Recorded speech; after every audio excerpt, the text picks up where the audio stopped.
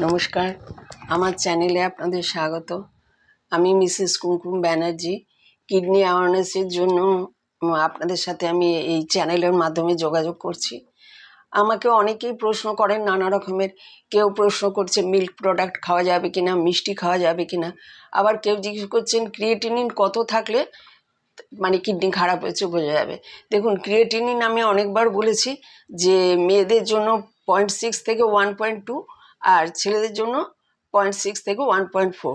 এখন অনেক সময় ডাক্তার দেখালেন, জেনারেল ফিজিশিয়ান দেখালেন, আপনি ব্লাড টেস্ট করালেন, 1.4-এর জায়গায় হয়তো 1.5 বা 6, তারা হয়তো বলে দেবে যে না তেমন কিছু না। কিন্তু আপনার যদি মনে হয় যে আপনার শরীরে কোনো রকম অসুবিধে হচ্ছে 1.6-এ, যে আপনার রাত্রে ঘুম হচ্ছে না, আপনার গায়ে র্যাশ বেরোচ্ছে, মেন হচ্ছে আপনার ইউরিনে প্রচুর ফেনা আসছে, আর শরীর আনচান করছে, সবসময় শরীর একদম ভালো লাগছে না, প্রচণ্ড চিড়চিড়াপন লাগছে, তো তখন কি করবেন? আপনি অবশ্যই নেফ্রোলজিস্টের সাথে যোগাযোগ করবেন। এর কোনো লিমিটেশন নেই যে আপনার যে 1.6 আছে বলেই আপনার কিডনি একদম ভালো আছে, তা নয়। আপনার অলরেডি খারাপ হতে শুরু করে দিয়েছে। একজন বলেছেন যে ক্রিয়েটিনিন 3.6, তার মানে তার কিডনি যথেষ্টই খারাপ হয়েছে।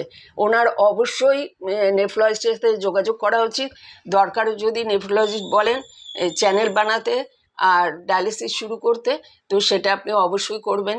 আপনাদের অনেকের আমি ফোন পাচ্ছি, অনেকের হোয়াটসঅ্যাপে আমাকে লিখছেন, জানাচ্ছেন, তো কিছু জানতে চাইছেন। আমার ভালো লাগছে, কেননা আমি যে আপনাদের এতটুকু অ্যাওয়ার করতে পারছি, জানাতে পারছি কিডনি সম্বন্ধে, এটার জন্যই আমার চ্যানেলটা খোলা। আপনাদের অনেক অনেক অনেক ধন্যবাদ আমার চ্যানেল দেখার জন্য।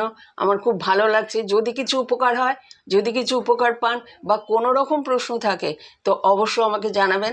আমি আমার সাধ্য মতন, আমার যতটুকু এক্সপিরিয়েন্স হয়েছে এই ডায়ালিসিসে, আমি জানাতে চেষ্টা করব। আজ এই পর্যন্ত রাখি। ভালো থাকুন, সুস্থ থাকুন। আমার চ্যানেল দেখার জন্য ধন্যবাদ।